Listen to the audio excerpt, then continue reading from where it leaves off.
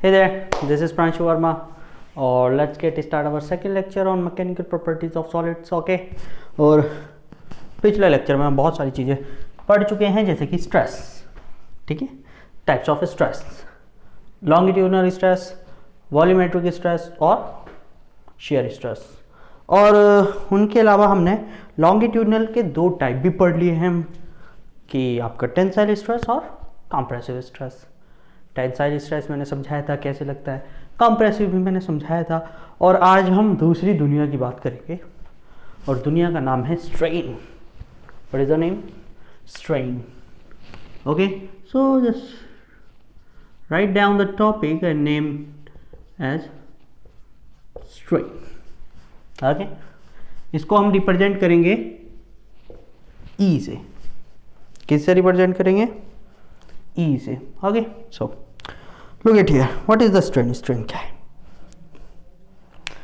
मैं इसको खींचने की कोशिश कर रहा हूँ। I am just trying to increase the length of it और decrease the length of it, whatever I am trying to do, just changing its dimension, basically changing its dimension.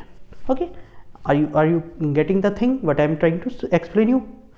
I'm just trying to increasing the dimension along the length, so right now I am changing its length. देखो कितना आसान है।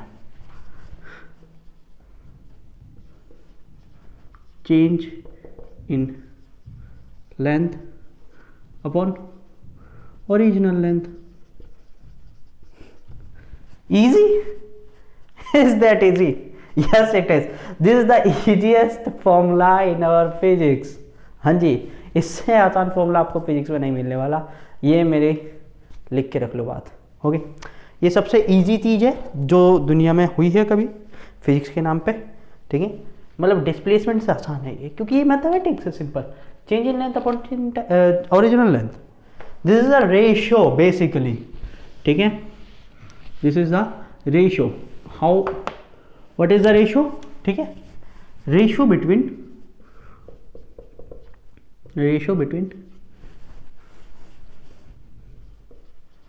change in dimension,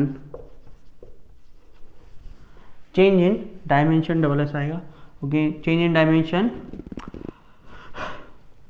due to stress to the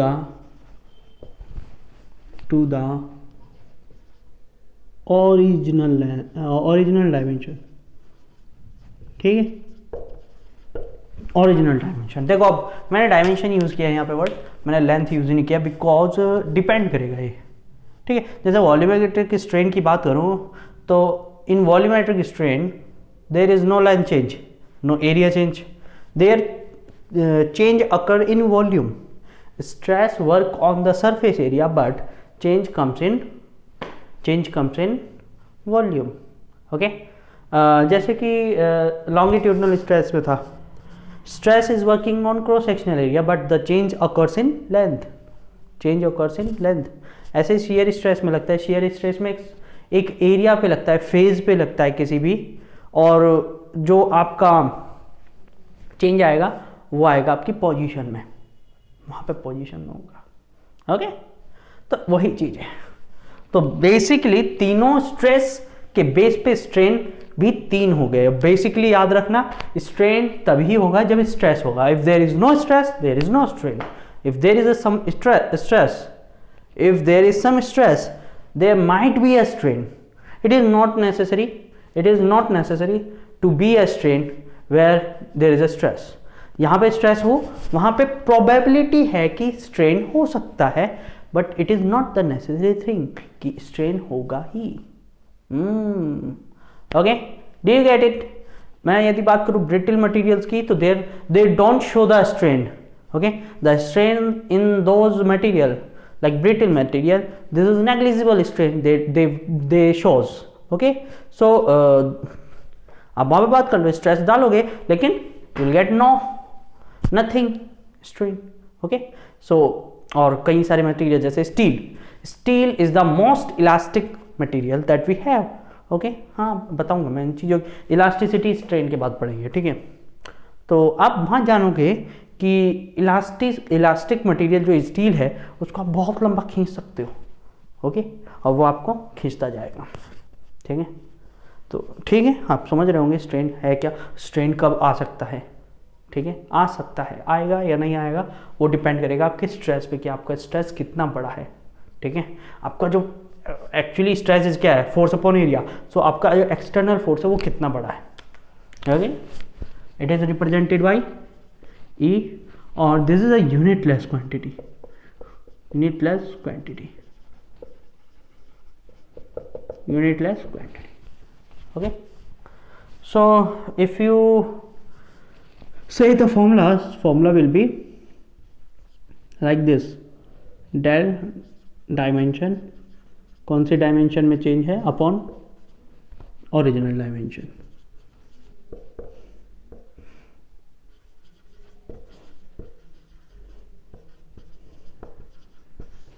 ठीक है, ठीक है।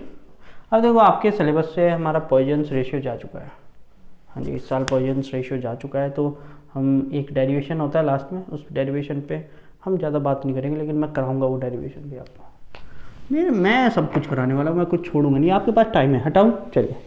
If you do have time so why don't you waste this on the knowledge, knowledge पे क्यों नहीं वेस्ट करते हो, नॉलेज लो, ठीक है।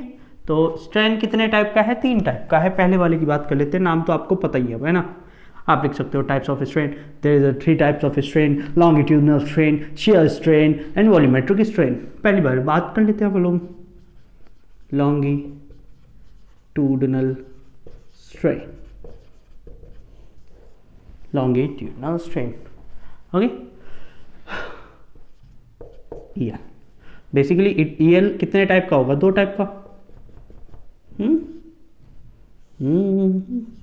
ऐसे बनाते हैं सरफेस एरिया को, ऐसे दिखाते हैं, ओके, मैं भी ऐसे ही दिखा दे रहा हूँ आज, ठीक है। पता नहीं क्यों ऐसा दिखाते हैं, मैंने जब बीटेक में था तब भी मैंने कोशिश करी थी ये जानने की, ऐसा क्यों दिखाते हैं sir, but there is no explanation, so मैं आपको भी एक्सप्लेनेशन क्या दूँ, ऐसे क्यों दिखाते हैं, बोलते हैं ऐसा व्यू आता है, ऐसा तो व्यू कहीं दिखता नहीं मुझे, लेकिन ठीक है अपन लोग मान लेते हैं, ओके, ठीक है। सो this is L, this is the cross sectional area A, okay, and there is a force F, it is like a compressive force, okay, so the strain will be compressive strain, okay, so there will be the strain का formula क्या होगा, del L upon L, del L upon L होगा कि नहीं होगा, okay, और del L को आप क्या से लिखोगे, final length minus initial length upon L, okay. You can say कि EL will be negative. Here you can say, easily say कि EL should be negative because final length will be less than initial length. Okay, ये initial है, नीचे वाली भी, original वही था ना, initial length. This is LI. This LF is less than LI. You can easily say, है ना। एक चीज का ध्यान रखना, हम यहाँ पे एरिया के ऊपर बात ही नहीं करेंगे। जब आप किसी चीज़ को खींचोगे या कंप्रेस करोगे, if I doing compress this rod, तो बेसिकली इसकी लेंथ डिक्रीज होगी, बट इसका जो एरिया है, क्रॉस सेक्शनल एरिया, वो इंक्रीज होगा क्या, yes, it should be increased, ये इंक्रीज होना चाहिए, लेकिन हम यहाँ पे कोई डिस्कशन नहीं करने वाले हैं, और यही गलती खोज निकाली थी पॉइजन में, ठीक है, उसकी बात हम बाद में करेंगे। क्लियर है, ये समझ में आया, समझ में आया ना। तो ई को कैसा होना चाहिए, निगेटिव, लेकिन हम यहाँ पे कोई साइन शो नहीं करेंगे, नो नो नो नो, अपन लोग कोई साइन शो नहीं करेंगे यहाँ पे, ठीक। तो इसको बोला हमने ईसी, क्या बोला, ईसी। दूसरा टेंसाइल, टेंसाइल होगा, these are the easiest things, है ना। If I am applying a force like this, ठीक है, so there will be a force, या मैं बोलूँ कि there is a tensile stress, so there should be a tensile strain, and that will be del L upon L. The formula will remain same, or I can say this, the formula will remain same, but here right now LE will greater than LF, okay, sorry, we can say that कि LI will less than the final length से छोटा होगा initial length, मतलब increasing order में ना right now चीज़ increase हो रही है, okay, and if it is increasing then there will be a strain. उससे पहले स्ट्रेन नहीं होगा। मतलब कोई बच्चा बोल रहा होगा कि सर यदि कोई इंक्रीमेंट हुआ ही नहीं तो, if there is no increment there is no strain. भाई मैं तो बात ही तब कर रहा हूँ ना, जब स्ट्रेन कब आएगा, जब लेंथ में इंक्रीमेंट होगा। लेंथ में इंक्रीमेंट ही नहीं आ रहा तो कहाँ से आप बोलोगे? समझ में आ रहा है ना? आ रहा है कि नहीं आ रहा है? आ रहा है ना? उतारो उसको फटाफट, उतार लिया। Now let's talk about the next thing that is shear strain. ठीक है, मैं बोला था कि स्ट्रेन ज़्यादा बड़ा टॉपिक नहीं है, ठीक है। ये तो मुझे स्ट्रेस में भी ज़्यादा टाइम मैंने ले लिया, लेकिन लेना नहीं चाहिए था उतना स्ट्रेस में भी। shear स्ट्रेन, shear स्ट्रेन, देखो shear स्ट्रेन क्या होता है, ठीक है। फिगर वही रहेगी जो shear स्ट्रेस में भी थी, ठीक है, और shear स्ट्रेन में भी वही फिगर रहेगी, okay. So I am applying a force F on that. Okay, so basically what will happen due to this force F, okay, there is a position difference. There is a position difference between the initial position and final position, that is the del x. If this is the change in position, देखो ऐसे शुरुआत में ऐसे था, अब ऐसे हो गया, मतलब del x का चेंज आया है, ओके। कितने का चेंज आया? del x का। पहले कितना था? ये पहले L लेंथ थी, ओके। सो यहाँ पे अपन लोग shear स्ट्रेन को याद रखिएगा आप लोग इस चीज़ में कि shear स्ट्रेन को हम वैसे नहीं पढ़ते हैं जैसे कि लॉन्गिट्यूडनल स्ट्रेन को पढ़ रहे थे बड़े आराम से, ठीक है। यहाँ पे थोड़ा कंसेप्ट ढील जाता है, अलग हो जाता है। हमारा जो ES है ना, वो वैल्यू आती है del x अपॉन L के equal, del x upon L के इक्वल, क्योंकि चेंज किस में आ रहा है यहाँ पे, और वर्क किस पे कर रहा है? फोर्स इस पे, ठीक है। देखो फोर्स किस पे वर्क कर रहा है? L पे। चेंज किस में आ रहा है? इस पोजीशन में। सो अपन लोग पोजीशन में जहाँ चेंज आया, जिस डायमेंशन की पोजीशन में चेंज आया, अप टू द जिस पोजीशन पे वर्क किया, जिस डायमेंशन पे वर्क किया, ठीक। यू कैन से दैट कि जहाँ पे चेंज आया टू द जिस डायमेंशन पे वर्क किया फोर्स ने, इस पे वर्क किया तो ये L लिया, ओके ओके। सो नाउ आप लोग एक चीज़ देख पा रहे होंगे, ये ट्राइंगल है कोई ABC, ट्राइंगल ABC में ABC बी एंगल 90 है, तो अपन लोग यदि मैं इसको कुछ भी बोल दूँ, थीटा एंगल बोल दूँ, okay, so I can apply tan theta. tan theta क्या आ जाएगा? May be del x upon L। देखो जरा, परपेंडिकुलर अपॉन बेस। तो फोर स्मॉल एंगल्स, क्योंकि जो ये डिस्प्लेसमेंट होगा, ये जो भी हम फॉर्मूला पढ़ते हैं, हम बहुत छोटी छोटी चीज़ों के लिए पढ़ते हैं, हम बड़े डिस्प्लेसमेंट की बात नहीं करते। For small angle tan theta क्या होगा? tan theta can be written as theta. So this ES shear stress can be written as theta. This is equal to this, है ना? This is approximately theta। हटा दो tan को, तो theta comes equal to del x upon L, del x upon L is equal to ES, so ES will be equal to theta। अरे बाप रे, कितना आसान है, इजी है ना, इजी है ना, मतलब समझाया, चीज़ समझा मैंने आपको कि जहाँ पे चेंज आया डायमेंशन में, किस में चेंज आया, इतना चेंज आया del x, और किस पे वर्क कर रहा था? फोर्स L पे वर्क कर रहा था, फोर्स L पे वर्क किया और डायमेंशन में चेंज दूसरी जगह आया, del x चेंज आया, तो हमने वही ले लिया। Did you get the things? Okay, so right now देखो सब चीज़ें सिंपल चल रही हैं एकदम, मतलब कुछ भी नहीं है इनमें ऐसा कि जिसको हम बोल दें कि भाई बहुत टिपिकल है यार, कुछ समझ में नहीं आ रहा। ये सब ABCD है, ABCD लाइक, ओके। सो तीसरा स्ट्रेन देखें, क्योंकि उसके बाद हमें इलास्टिसिटी और हुक्स लॉ पढ़ना है, ठीक है।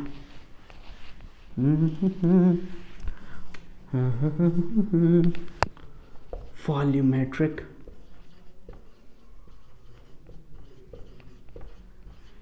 strain, volumetric strain। So now look at the volumetric strain। basically figure वही रहने वाली है दोनों तीनों की, ठीक है।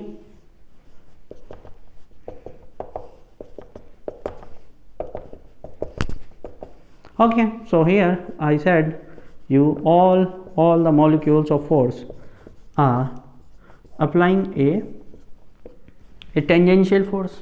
Okay, सॉरी रेडियल फोर्स लग रहा है, सबके सब कोसेंट्रिक फोर्स लगा रहे हैं, सेंट्राइज फोर्स का लगा रहे हैं, जिसकी वजह से इसमें शायद चेंज आ सकता है कुछ वॉल्यूम का। बेसिकली वॉल्यूम ही तो चेंज होगा ना, सब पॉइंट इक्वल फोर्स लगा रहे हैं, ये याद रखना, हर जगह इक्वल फोर्स लग रहा है, तो फोर्स अपॉन एरिया हमने बोल दिया स्ट्रेस।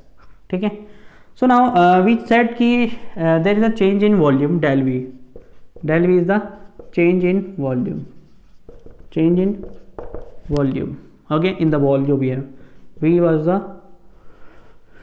initial volume, ठीक है, initial volume, so strain क्या होगा, EV basically del V upon V, why, because the change in the dimension is volume। भाई तार अटक गया था अभी गिर जाता है, पड़क सर गिर गया, मजा आ गया, नहीं ऐसा कुछ नहीं हुआ। ठीक है, del V upon V, ठीक, तो वो क्या है, ये कौन सा स्ट्रेस है, सॉरी स्ट्रेन है, ये वॉल्यूमेट्रिक स्ट्रेन है। कौन सा स्ट्रेन है, वॉल्यूमेट्रिक, क्यों, because here volume is changing, volume is decreasing basically. Okay, so you can say this कि this strain should be negative again, so okay you can do this, आप strain को negative बना सकते हो, क्योंकि del we हमेशा छोटा, del we में हमेशा जो आपका वी होगा ना, वी हमेशा बड़ा होगा, और जो फाइनल वॉल्यूम आएगा वो हमेशा छोटा होगा, क्योंकि कंप्रेसिव फोर्स है ये, कंप्रेसिव। ठीक है, this will be compressive force.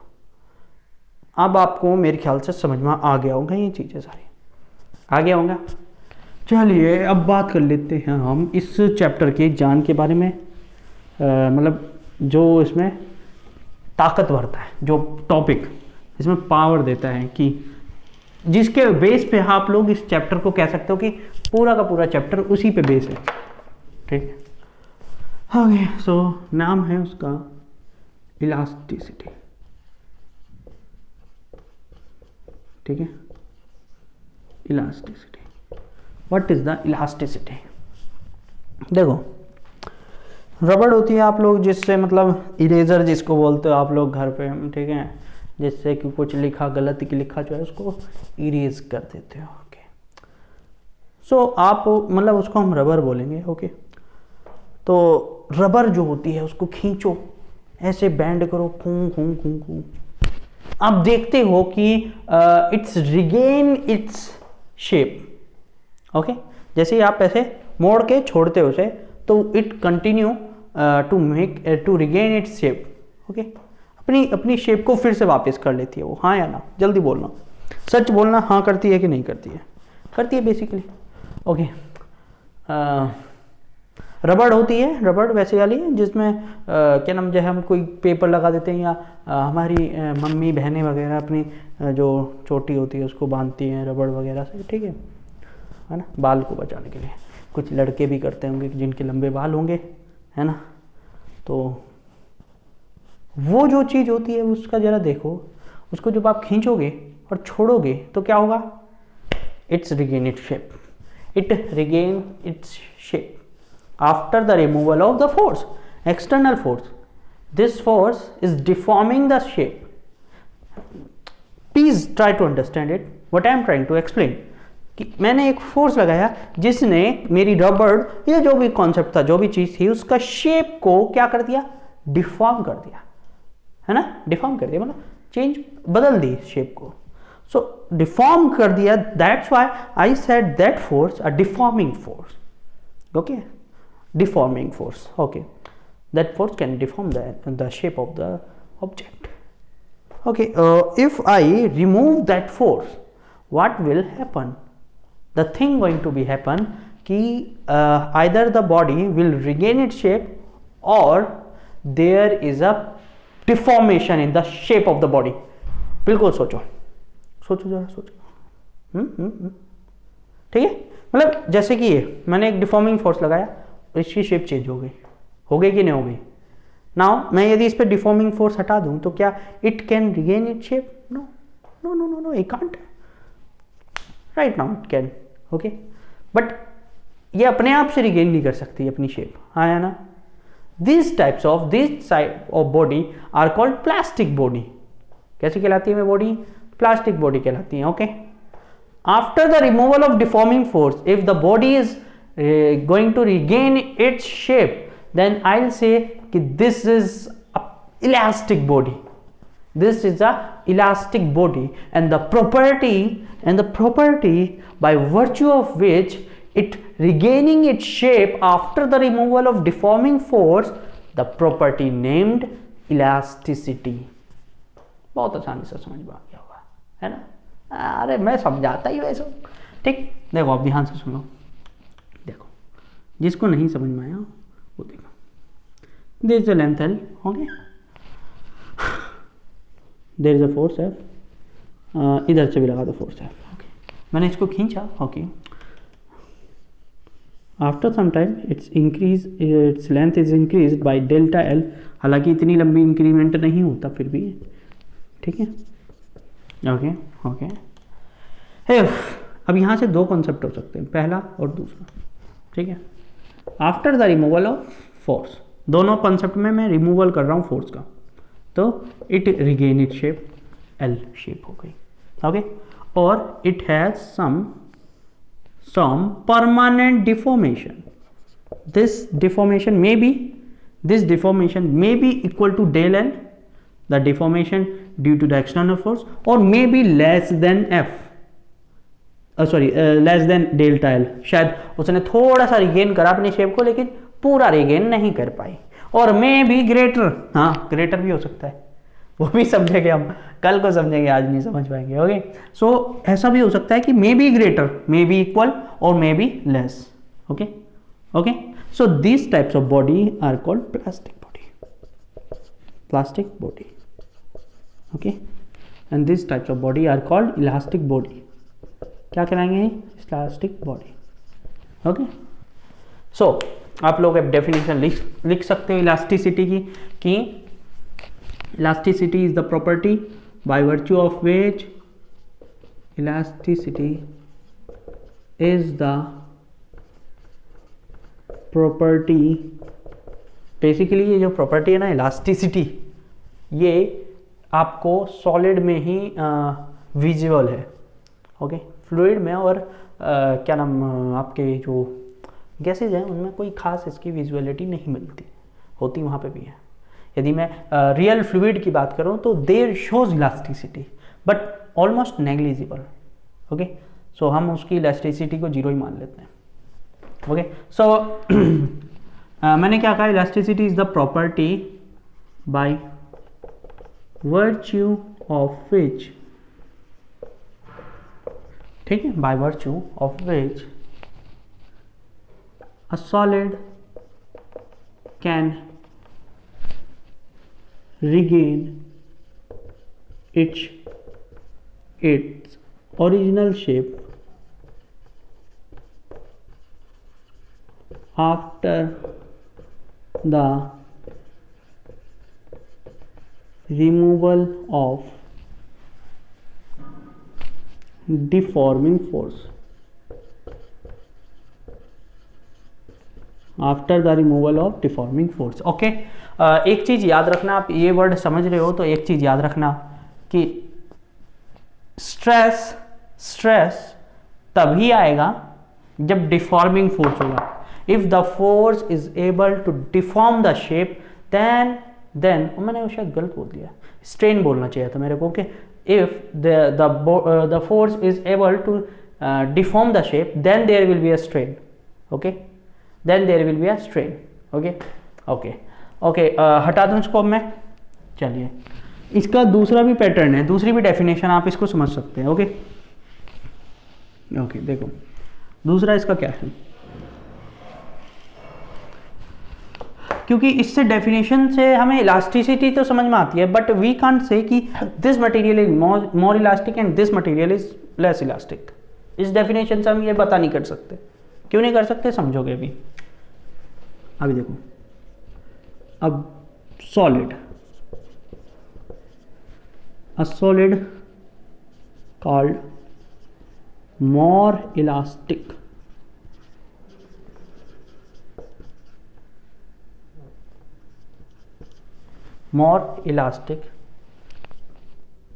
which can withstand, ठीक है, by withstand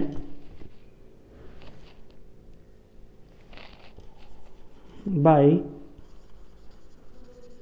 applying a force, a large force या greater force, by a greater force without showing any deformation, without showing any deformation. ये अलग ही concept मैंने बता दिया, इस definition से बहुत अलग है ये डेफिनेशन, लेकिन ये बताएगी आपको, ये सेंटेंस बताएगा कि कौन सा मटेरियल ज़्यादा इलास्टिक है, कौन कम है। क्योंकि देखो, अब आप बोलोगे कि आपकी जो स्टील का स्केल होता है 1 फीट वाला, ओके, मेरी दूसरे रूम पे रखा है, मेरे को कैरी करना चाहिए था कोई एक्सपेरिमेंट दिखाने के लिए, लेकिन ठीक है। आप बोलोगे कि सर हम जो स्टील वाला स्केल होता है मैं उसको ऐसे पकड़ के ऐसे मोड़ दूँ तो वो वापस नहीं आता, अपनी ज़्यादा मैं मोड़ दिया तो उसको, ठीक है, मैंने ऐसे मोड़ दिया तो वो वापस नहीं आ पाता, ओके, लेकिन मैं रबड़ को कितना भी मोड़ूँ वो वापस आ जाती है। सो आई शुड से कि rubber is more elastic than the steel, because the first definition shows that कि डिफॉर्मेशन के बाद उसको अपनी रिगेन करनी है शेप। स्टील का is not able to regain it shape, steel is not able to regain it shape, but if you do consider one thing कि आप कितना फोर्स लगा रहे हो दोनों पर। स्टील पे आप ज़्यादा ही फोर्स लगा रहे हो, रबड़ पे उतना फोर्स नहीं लगा रहे हो, देखना एक बारी करके। हालांकि इससे आपका कुछ नुकसान हो सकता है, स्टील टूट सकती है, आपकी स्केल टूट सकती है, रबड़ कट सकती है, लेकिन फिर भी आप एक्सपेरिमेंट करो, नुकसान तो होता ही रहता है। रबड़ पे यदि आप 10 न्यूटन का फोर्स लगाओ तो स्टील पे भी आप 10 न्यूटन का फोर्स लगाओ। स्टील पे आप 10 न्यूटन का फोर्स लगाओगे,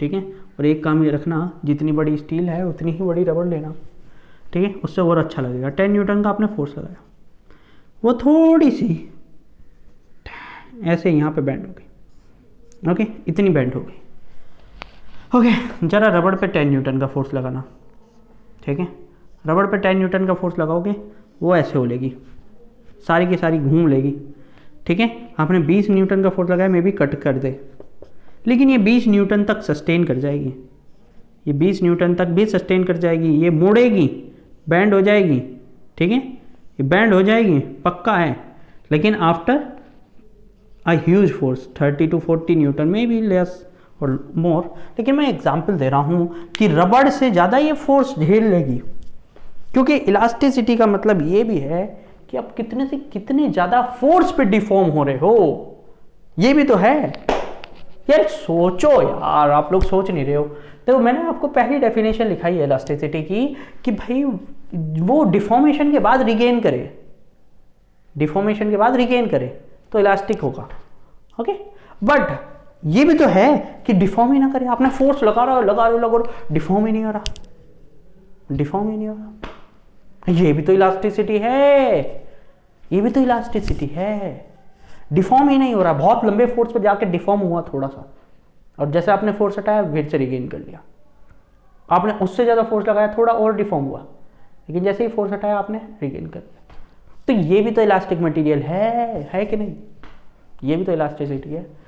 ब्रिटल मटेरियल इलास्टिक होते हैं, बिल्कुल होते हैं, लेकिन यदि वे लार्ज फोर्स तक सस्टेन कर जाएं तब, क्योंकि जैसे बिस्किट है वो तो करते ही टूट जाएगा, वो तो छोटा सा फोर्स भी नहीं झेल पाता और तुरंत टूट जाता है, तो हम उनको इलास्टिक मटेरियल नहीं बोल सकते, ओके। ब्रिटल मटेरियल वो ही इलास्टिक मटेरियल कहलाएगा जो बहुत लंबा, बहुत ही तगड़ा फोर्स झेल गया और फिर अचानक से टूट गया, ठीक है।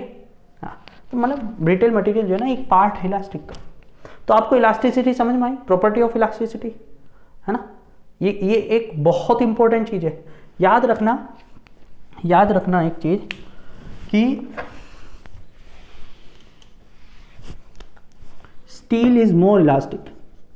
क्यों मैं बता रहा हूँ इसको, अभी आप समझोगे थोड़ी देर बाद। Steel is more elastic stick than rubber as it can sustain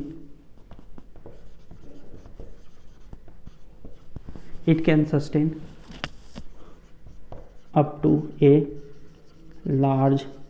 larger force than rubber आपको लगेगा तो कि वो रिगेन करती है बहुत जल्दी शेप, लेकिन उसमें डिफॉर्मेशन आता है। ठीक है, तो this types of material, this types of solid are called elastic solid, elastic material. ठीक है, सो आप लोगों को ये चीज़ समझ में आ गई। ओके, सो क्या करना है आपको बेसिकली ये डेफिनेशन याद रखनी है टू रिगेन इट्स शेप वाली। ओके, और विद स्टैंड वाली तो ठीक है, आप लोग याद रखो, नहीं रखो कोई दिक्कत नहीं है। ओके, सो हटा दूँ, बहुत बढ़िया।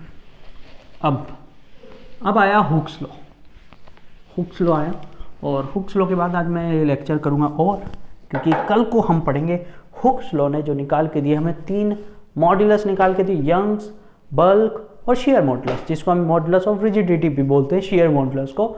तो हम 3 मॉडुलस कल पढ़ेंगे, उनके ऊपर काफ़ी चीज़ें हमें जो देखनी है। ठीक है, तो आज हम देख लेते हैं हुक्स लॉ, और इस पर करता हूँ मैं लेक्चर को over. Hooke's law of elasticity, बहुत इंपॉर्टेंट, बहुत ही ज़्यादा। ठीक है, क्योंकि इसी पे पूरा चैप्टर है, इसी के लिए पूरा चैप्टर बना है। बेसिकली मुझे यही बोलना चाहिए, इसी के लिए पूरा चैप्टर बना है। ओके, कल को आप बहुत इंपॉर्टेंट चीज़ भी पढ़ोगे। ठीक है, हाँ, क्योंकि उन 3 फॉर्मूले में ज़्यादा कुछ नहीं है, यंग्स के तीनों, यंग्स मॉडुलस, बल्क मॉडुलस और शेयर मॉडुलस में ज़्यादा कुछ है नहीं, या मैं अभी समझा दूंगा आपको, समझाने में उसमें कुछ नहीं है। ठीक है, हुक्स ने कहा under the elastic limit of a solid, under the elastic limit of a solid, stress is directly proportional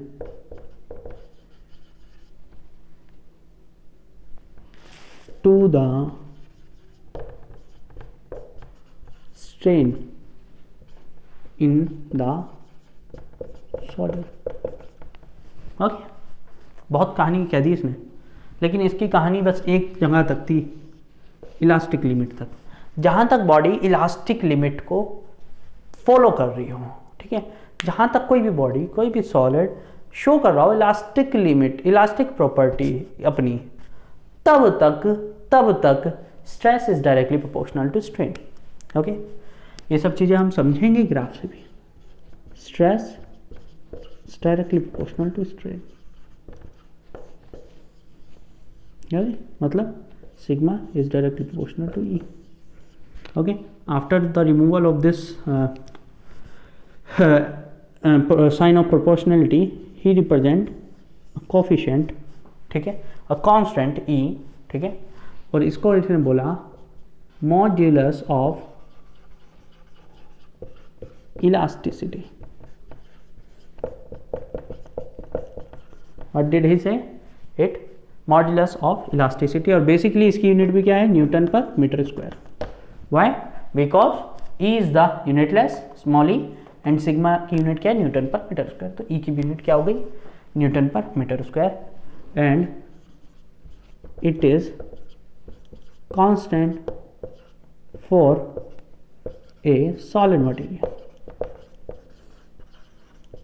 किसी भी सॉलिड मटेरियल के लिए कांस्टेंट होता है। ओके, क्लियर है? यही था बस, हुक्स लॉ यही है, काम खत्म, गेम ओवर। हटा दें, क्योंकि अब देखते हैं हम 3 हुक्स लॉ पे बेसिस 3 मॉड्यूलस, ठीक है, उन्हीं पे हमें फोकस करना है। हटा दूं, चैप्टर को मैं वहीं ख़त्म कर लेता, लेक्चर को मैं वहीं ख़त्म करता हूँ, चैप्टर को ख़त्म नहीं करता हूँ। ठीक है, तो ज़्यादा कुछ नहीं है,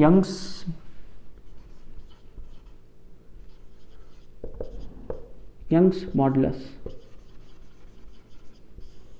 ठीक है। इसको गामा या वाई जो भी बोलना चाहो आप बोल सकते हो। बेसिकली देखो 3 स्ट्रेस हैं, है ना, 3 स्ट्रेस हैं, लॉन्गिट्यूडनल, शियर और वॉल्यूमेट्रिक। 3 स्ट्रेन हुए, longitudinal and shear and volumetric, 3 modulus है। तीनों स्ट्रेस के लिए अलग अलग मॉडुलस, ठीक है।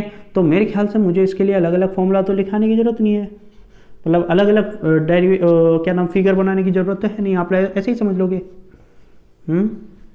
इसमें 2 फॉर्मूले आ जाएंगे आपके, एक तो सिग्मा टी, उसके लिए भी यही, ठीक है, और यहाँ पे भी लिख देता हूँ, और दूसरा क्या है सिग्मा सी, उसके लिए भी यही। बोलो हाँ, ना तो बोलना ही है, ना बोलना होता है कि मेरे लेक्चर में, कभी नहीं। ओके, क्लियर है ना, is it clear to you? Okay, आप लोग यहाँ से अपना फॉर्मूला भी बना सकते हो इसको। देखो ये क्या हो जाएगा, सिग्मा अपॉन ई, सिग्मा का formula F by A, E का formula del L by L. रट लो इस फॉर्मूले को, F L by A del L.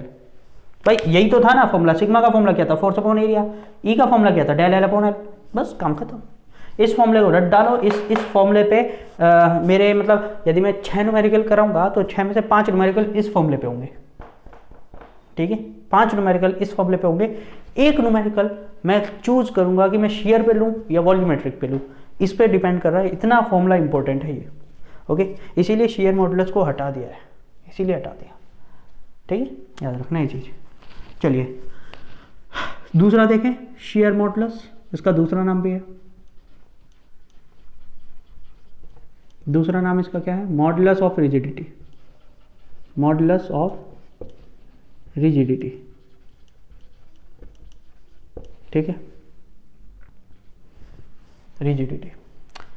Okay, सो इसको देखो जरा, मॉडुलस ऑफ रिजिडिटी, इसको हम रिप्रेजेंट करते हैं जी से, ठीक है, किससे रिप्रेजेंट करते हैं, जी से।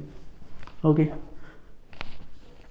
बात वही है यहाँ पे भी, सिग्मा अपॉन ई, कौन सा sigma, shear sigma upon shear E, equal to क्या होगा, जी, इक्वल टू होगा जी। अब याद है सिग्मा सी की वैल्यू, सिग्मा एस की वैल्यू फोर्स अपॉन एरिया, और ई की वैल्यू ये थी, या तो ये रख लो, या दूसरा फॉर्मूला क्या था, एफ अपॉन ए, इसका वैल्यू क्या था, डेल एक्स अपॉन एल। तीसरा क्या है, तीसरे का नाम है बल्क मॉडुलस, नाम क्या है, बल्क मॉडुलस, और कोई नाम नहीं है इसका। ओके, सो इसका क्या होगा, सेम फंडा, sigma V upon E V. Okay, sigma V upon E V, sigma V क्या है, फोर्स अपॉन एरिया, वी क्या है, E V del V upon V. So you can use this formula, और इस फॉर्मूले को रट डालो। क्यों इसको निकाला नहीं है चैप्टर से, इसको निकाल दिया, इसको नहीं निकाला, इसके बारे में आप बहुत जल्दी समझोगे। देखो sigma we can also be represent by P, pressure. Okay, केवल मैंने कल भी बोला था शायद आपको कि केवल और केवल बल्क मॉडुलस और वॉल्यूमेट्रिक स्ट्रेस में ही, केवल और केवल बल्क मॉडुलस या वॉल्यूमेट्रिक स्ट्रेस में ही स्ट्रेस इक्वल टू प्रेशर होता है, और कहीं नहीं होता और कभी नहीं होता, ठीक है। यहीं पे केवल और केवल प्रेशर के इक्वल आएगा। और मैं इस फॉर्मूले को क्यों रटने के लिए बोल रहा हूँ आपको, बिल्कुल दिमाग में बिल्कुल डाल लो इस फॉर्मूले को, क्योंकि ये जो है फॉर्मूला आपको फिर से आने वाला है वेव में।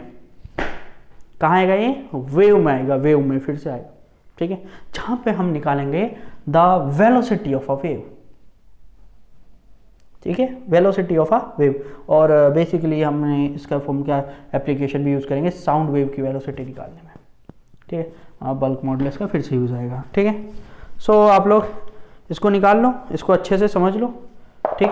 हालांकि समझना तो इसको भी चाहिए, क्लियर है।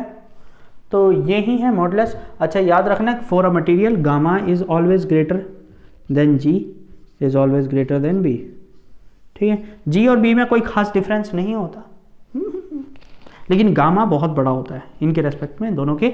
गामा इज अप्रॉक्सीमेटली 10 और 11 न्यूटन पर मीटर, इस बीच में लाई करेगा, और जी और B will lie in between 10⁶ और 5, ओके, न्यूटन पर metre, okay, metre square, okay.